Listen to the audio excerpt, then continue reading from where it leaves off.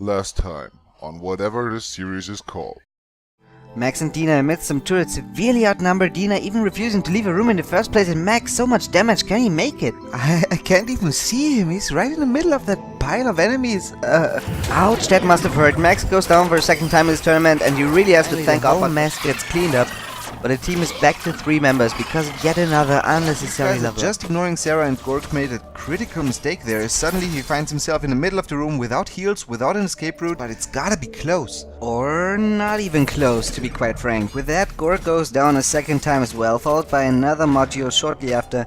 And only now do Rocky and Elise realize that they should have helped sooner maybe, being quite sloppy here. But that is something that the dungeon will punish time and time again until you either learn or die.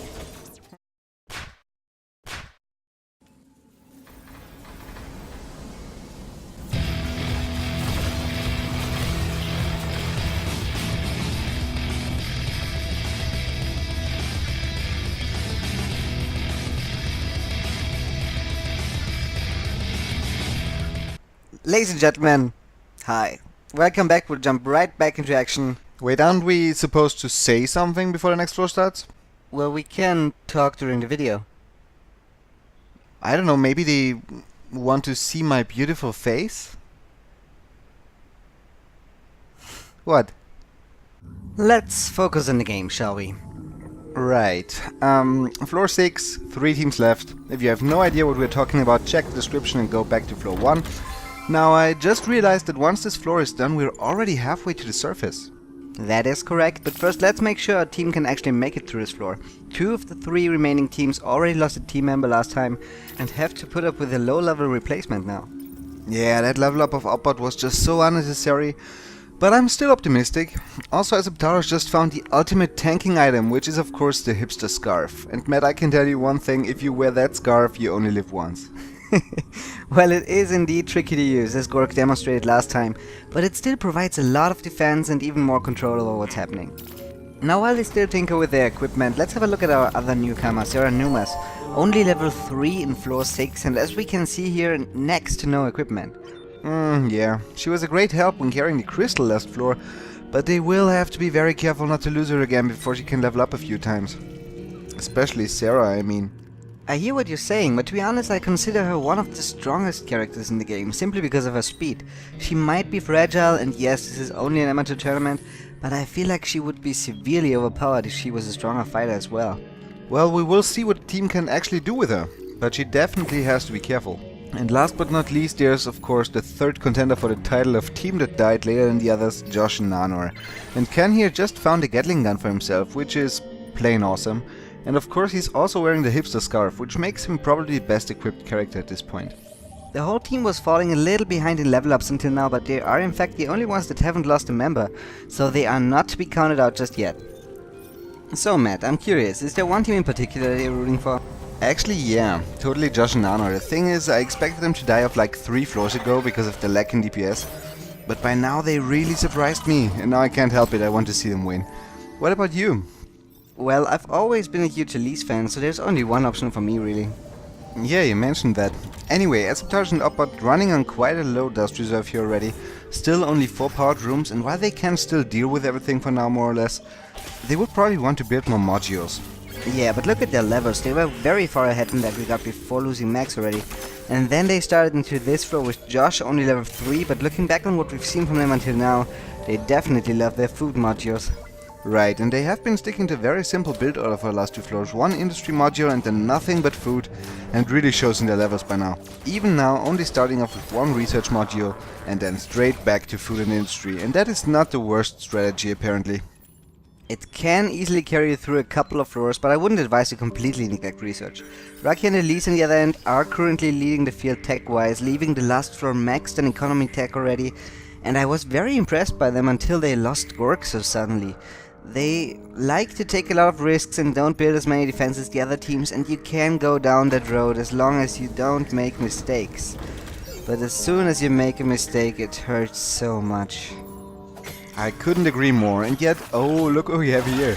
These green guys, Sarah... Oh my god, that did not just happen! What the hell? Wow! They must have missed it, I mean... And that is exactly what I was referring to a second ago. If you want to be bold and deal with it on the run, then you gotta focus, and that is the second casualty for Elise and Rakia here that could have easily been avoided, and they are back to 3 members yet again. Don't you think you're being a little harsh? I mean, we were just as surprised as they were after all. Don't tell me you're one of the guys who goes, "I'd never have walked into that room in the first place."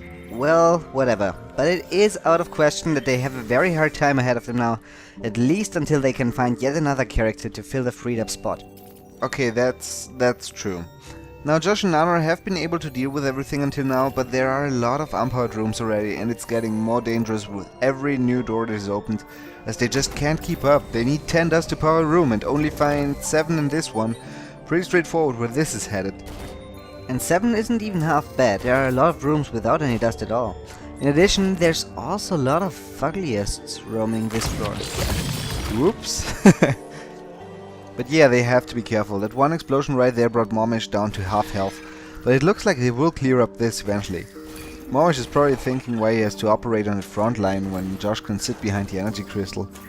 Well, it's 1 per room as far as operating goes. Aseptage and Uppard have established some rather solid choke points in the meantime, but of course they have to defend 2 paths at the same time, so that makes the whole thing a little trickier to pull off. But in case something makes it through, Aseptage can always just fall back to the energy core and will be targeted first, so they shouldn't have any problems in the near future. Well, there are a lot of enemies there, but yeah, Dina can heal him up a little and he can still leave the room and shake off all attention in the worst case. And during all that, they gain a lot of food every turn. But speaking of, Josh and Nana are even more impressive, churning out 54 food every door now. That is so much, but they are practically... Whoa, did you see that? That was a close one, and you can see how extremely dangerous this floor already gets. Even though the explosion happened in another room, it still almost took out Ken, and he is happy to be alive right now. Well, they are running short on dust, but I can understand if they want to stick around longer. 54 food per door practically means 1 level up every 2 doors. You don't just throw away an infrastructure like that. But Ken is still wearing the scarf and that jewel hunter. Does he realize it? Such a close call. He almost went down. What an exciting last second dodge right there. And after that turn of events, he will think twice before feeling safe again. Yeah, he really got lucky there, but that's the scarf. You have to be careful because everything in the room targets you and only you. And with so many fugglies, that's even more dangerous, because they start blowing up the second they see you. And I love the fact that he hit the escape key just now. He must have been so surprised, so scared. I'm guessing he even forgot how to pause the game there for a second. But they still have to deal with it. Ken has healed up a little because of Uppard in the meantime, so they finally sorted out now, but that really reminded them not to mess around here. But what to do? You think Ken should just unequip the scarf for now? Well, I'm not sure. It provides a lot of defense after all, so it's hard to tell what's riskier here. But it doesn't look like he's planning to do that, so we will just have to see how it works out. And here go 3 dark rooms between Ken and the rest of the team, but he's quite quick. Still, there is the first fugly and Ken just runs by. There are 2 more. That could be close actually. Big damage going down. He might need to heal. Oh boy. That went too quick for me. Seems like unequipping the scarf wasn't such a bad idea after all, huh? Damn, huge detonations going off there, and what a devastating blow for Josh and Nana to lose their main damage dealer here.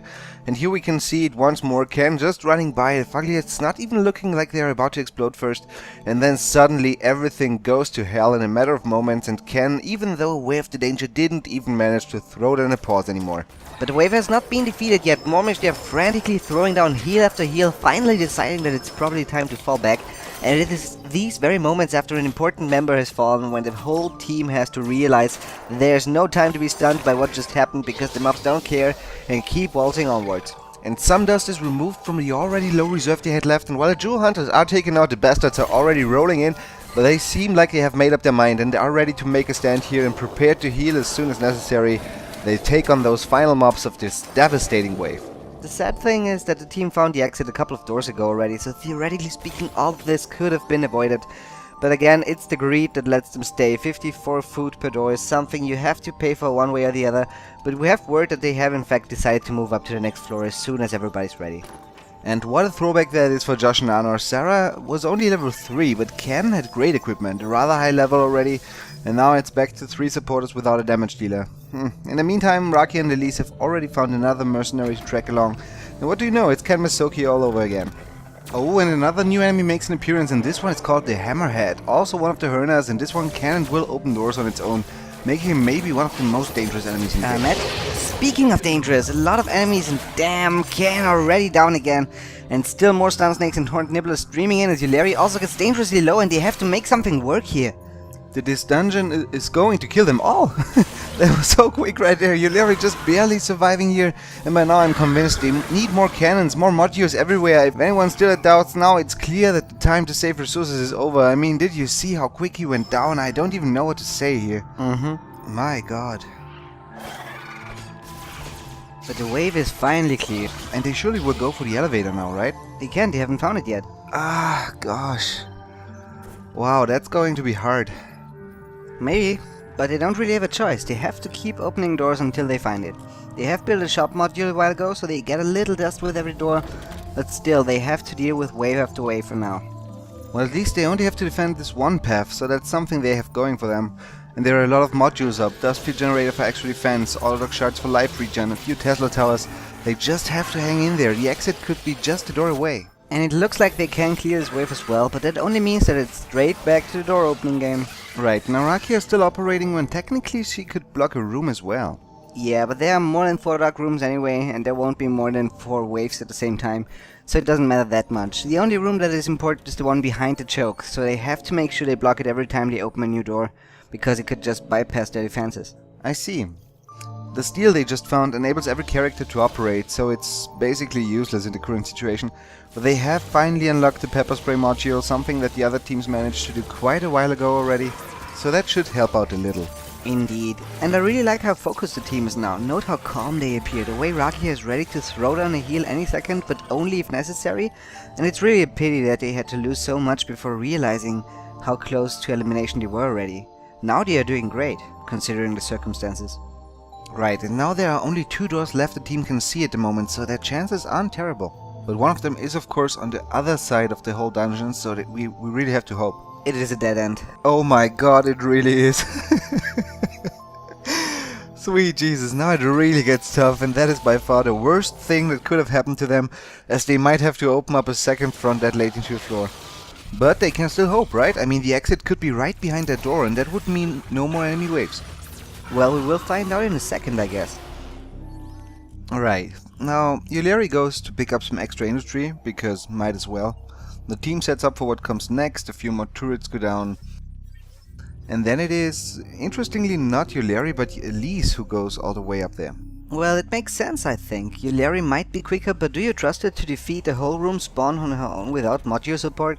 All I know is that there are 3 more doors met, and that is such a crushing feeling, I'd imagine. And Elise needs to turn around and get back down there, just in case it's too much for the other 2. But man, she would have really liked to see the exit there. Well, one thing to keep in mind is that while this setup is quite hard to deal with right now, they have been doing fine actually, apart from that Sarah can double fade in the beginning. And as soon as they find the exit, they can power the whole way there. So the real challenge is not to reach it, but only to find it at this point. Ah, Yulari had to throw down another heal there, but yeah, I hear what you're saying. As Elise arrives, the party is already over and she heads straight back up to open yet another door. And this could be the exit as well, for all that we know. Right. Or the last door the team will ever open.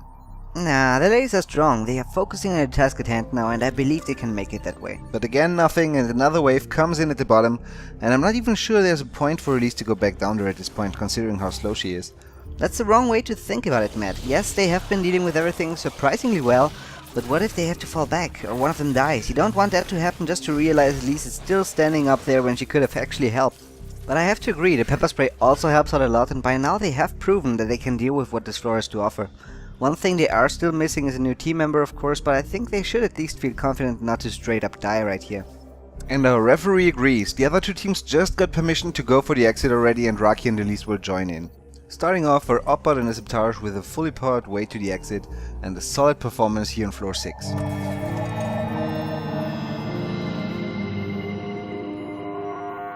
And it is time to make a run for it, ladies and gentlemen. Before I'm even finished speaking, they are already almost at the exit. A lot of good stuff coming out of Aseptage and Oppot here.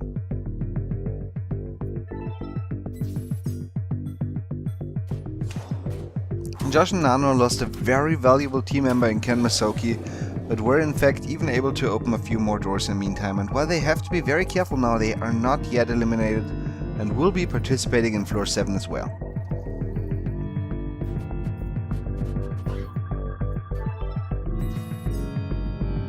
And finally, Raki and Elise, losing not one but two team members here, and only the very last door they opened finally revealed the exit. They will have to put up a better show next floor if they want to stay in the tournament, but we are happy they are still with us. As a side note, they met Kensha in the last room before the exit, but sadly they couldn't afford to take her with them.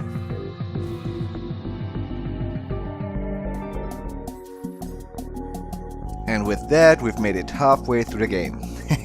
That laugh was a little weird. Come on, lighten up a little. Now a lot has happened, and by now Josh and Nanor, as well as Elise and Rakia, seem to struggle a little bit. Well, it was to be expected eventually. Now build-wise, Raki and Elise still go their own way while the other two teams stick to mostly food modules, but as a result of that, Raki is still only level 5 and we are heading for floor 7 now. Well, it could also have to do with the fact that they have lost Gork, then Sarah, and then Ken, who only made a very brief appearance anyway. But yeah, they are quite a bit behind in levels. On the other hand, interestingly, the team that made best impression in my opinion, namely Aseptash and Opbad, still haven't got all economy upgrades. And Josh and Nanor have actually caught up and are now in the lead when looking at research in total. Additions to our team's arsenal include a wide variety of minor modules, the tactical hut, bioorganic transference, Tesla Tower level 4, the knowledge's power cannon. It's almost tough to keep track. But the really interesting factor will of course be what modules will actually be used and what modules will be used successfully. Now, as we have made it through half of the game already, we will try to get our remaining heroes on the line for a quick interview before the next floor, so tune in next time to see what they have to say about their experiences, decisions and mistakes of course. And as always, GLHF, And thanks for watching. And now comes the screen with the big, badly photoshopped pug in 2 of my other videos, and if everything goes the way I wanted, then you have already seen the screen 5 times until now. And yes, it's still the same 2 videos because I haven't had time to make more yet, but if you're actually still listening, I'll let you in a little secret. I'm working on such incredibly awesome projects right now, stuff that includes female voice actors, a rap battle between 2 games, a hardcore run of another of my favorite games this year, and I think you will love all of it. So now that you know, go and be awesome, or whatever. I'm serious, you can really you can stop the video now.